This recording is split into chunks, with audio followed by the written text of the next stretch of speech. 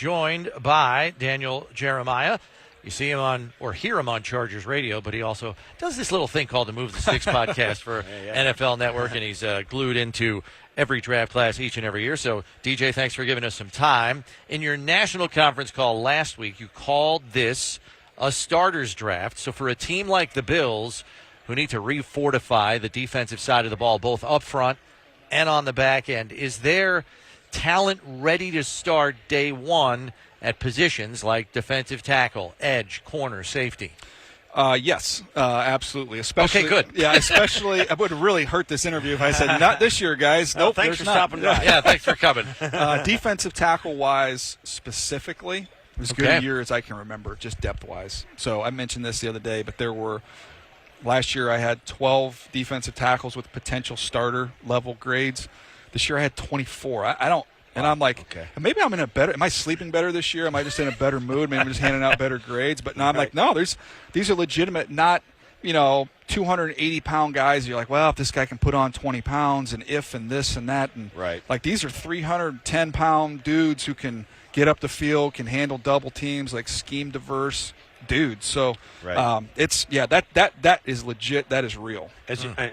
At this point, we don't know what's going to happen in free agency for all these teams. Is there a position group in the draft that you don't think will be as good as the free agent market might be in a couple of weeks? I mean, is there a position group that where you think we're not even scouting those guys because we're going to get one that's better in the free agent market? I mean, I'll be honest. I did a lot of digging on free agency the last week, and I don't remember it ever being this thin, like less exciting group of players. And teams have gotten smarter about locking their guys up early, and just not letting those guys get to market.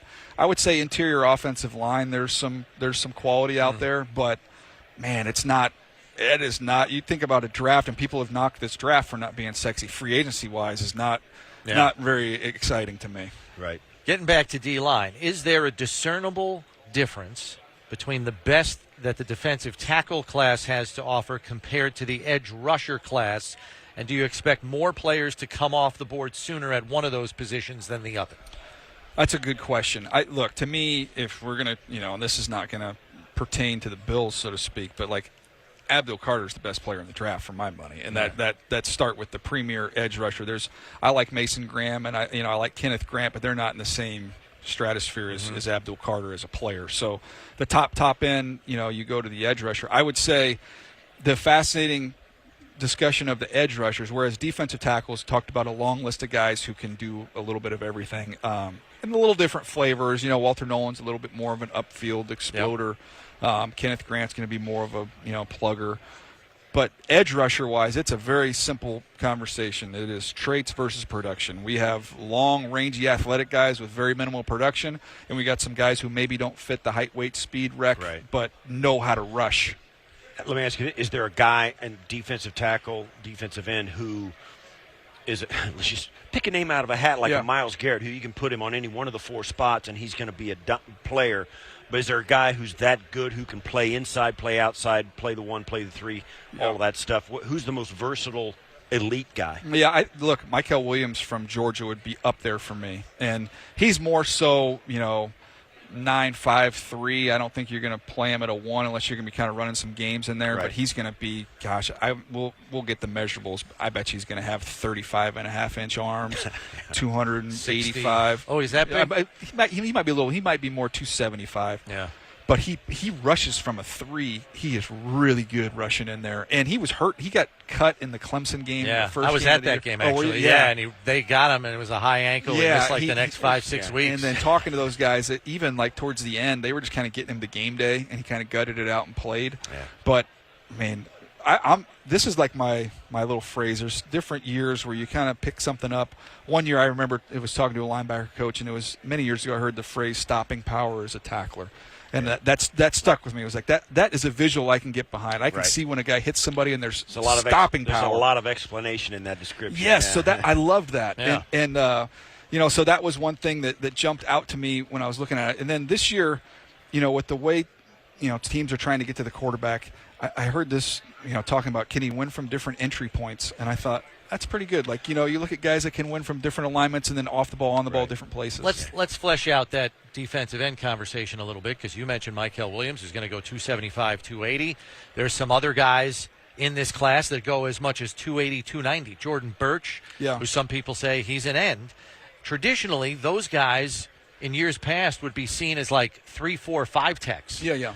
How do they translate to a 4-3 front like the Bills have? Are they even part of the conversation, or do you say not a fit for the Bills, let's move on? He's a tough one for me, specifically Birch, because he is a big guy who doesn't necessarily play big. He's more of a finesse player. He plays out there on the edge, which you tip your cap like, golly, you're athletic enough to go out there and do that at that size, but he doesn't play as heavy-handed as I would like for somebody that's that dang big. All right, what about another guy like Nick Scourton, another 280? Yeah, he reminds me of Brandon Graham a little bit when Brandon Graham was coming out, because he's a kind of almost looks a little bit sawed off, but who plays with some long levers and is firm and he's more of a collapse the pocket power rusher, crush rusher. So that was kind of my thought of him. Like, if you look a range for a player, L.J. Collier, who busted and didn't work, and then Brandon Graham, you have to decide if you like Scourton, you're going to push him more towards Brandon Graham. If you have concerns, you're going to push him more towards L.J. Collier. Gotcha. Let's move to the back end of the defensive side of the ball. We've got a bunch of safeties coming in and some corners, and the Bills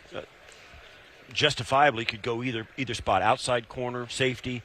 They've got a good slot in Taron Johnson, although he's going to be 30 this year. Yeah. So the whole, depending on what happens in free agency, as always, but give us your ideas about the elite guys in both at safety positions and on the outside corner. Yeah, I mean, we'll start with Barron from Texas, who's kind of plays their nickel. He can play outside. I think he can play safety. I'm sky high on him. There's certain years where I know I'm going to have him way higher than he's going to get picked, and I'm comfortable with that. I just love the way that he plays, takes the ball away, doesn't miss tackles. I've gotten put a lot bigger emphasis on corners and tackling. It just, you can't hide anymore. The whole cover corner thing is not appropriate anymore. They're going to condense the formation and bring you into the run fit. If you can't tackle, you're going to get exposed week in and week out. So I love him, and I think you've got an older nickel, but I think he could move him around in different areas until that became kind of his home.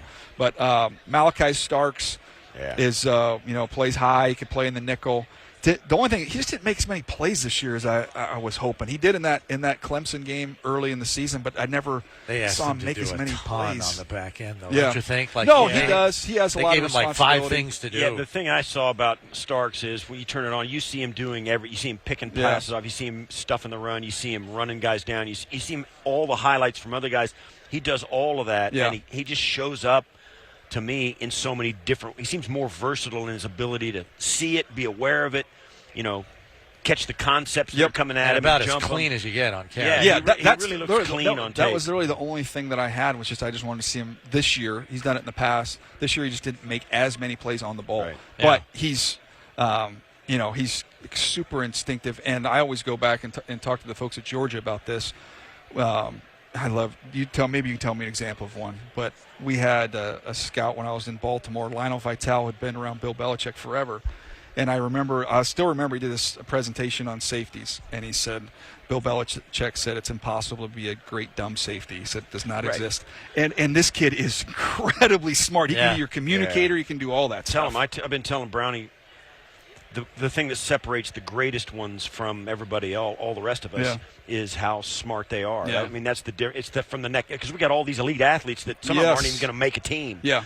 But you get a guy who's also gifted, and then it's from the neck up that is the great. I saw it with. I mean, that was my education with Ed Reed. And just being around him and seeing, okay, if you had an Olympic competition between Ed Reed and all the other safeties in the league, he probably wouldn't be on the podium. But he's the best player, and it's not even close because of how smart and instinctive he is. Yeah. All right, so you mentioned the free agency decision and how it's not a sexy group of free agents, and you're thinking like a lot of teams are going to extend their own people. The Bills have a young core they have to really start thinking about here. You got to pay the quarterback, by the way. I know that has to get addressed as well, but you're talking Christian Benford, Terrell Bernard, James Cook, Greg Rousseau in his 5th-year option. Is there a way to kind of, even with a tight cap situation, to use that maybe as a form of cap relief to kind of help yourself going forward here. 100%, and being able to spread that out. And I think Josh is probably a big component of that, and that's math beyond my App State education. Well, mine too. But there are definitely ways you can maneuver around that and spread things out and lower those numbers. Yeah, so let's get back into the personnel. Where do you see? And I always ask. I've asked everybody I've seen. Yeah. It's really one of those drafts. You said your guy, the rusher, you thought was the best player out there. Abdul Carter, man. How do you think the top couple of picks are going to go? Because Tennessee's kind of I don't know what they There's no glaring thing because of Will Levis. Yeah. But the Giants and Cleveland, well. Yeah, it's time for them. Yeah. Yes. I kind of made the mark. argument with Tennessee that, look, over the next year or two, your future quarterback can still be had.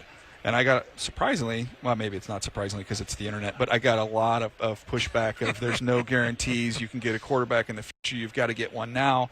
And then I rattled off 7 examples of teams that waited a year and benefited by waiting a year, with C.J. Stroud being at the top of the list for the Texans, and the Bears did it. And a bunch of teams have done it. So I just think you're so far away. You're going to be back picking in the top 10 to 12, in the next couple years. You'll have other opportunities with different guys. So I would just take the sure thing. I think Abdul Carter as a talent is a sure thing. You put him with Jeffrey Simmons, Devondre Sweat, all of a sudden you got something to build off of here with a dominant defensive front. Need is a horrible evaluation. 100%. Don't ever go to the grocery store hungry. I wanted to bounce a couple more corners off you because I think in terms of value, by the time we get down to 30 for the Bills, I think the value might be there as opposed to maybe edge rusher or even D tackle, which you can wait on because they got 2 twos. Azareye'h Thomas, Trey Amos might be a little later. What do you think of those 2 guys? Do they come close to Barron's ability? Maybe not in terms of versatility, but what do you think of those 2? Both really good players. Amos, to me, let's start there because if he runs well, that's the only thing. And I can give you a specific game. I had a high grade on him. I loved his instincts. I loved his ball skills. I loved just the way he moved. He's fluid and smooth.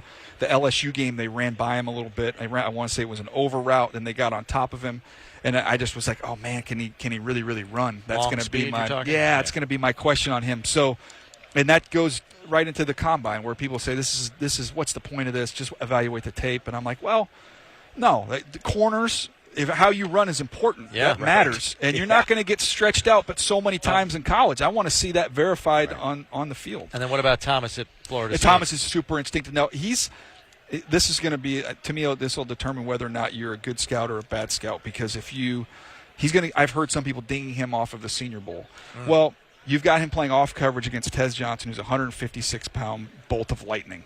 He's going to get away from you. And some of them, they lined him up inside. So you got this guy's 156 pounds. He's got a 3-way go as a low 4.4, high 4.3 guy. And I'm a big, long, physical corner. Like, you just hung me out to dry here. Yeah.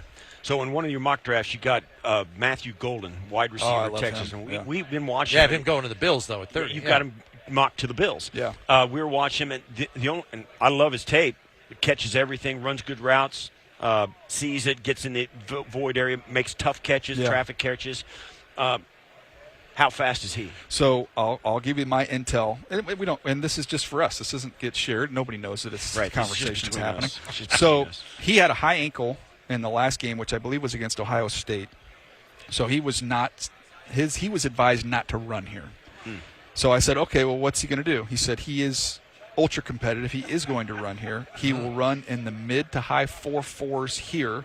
And by the time he gets to his pro day, he will probably click under 4.4. Okay. So that was what was shared with me.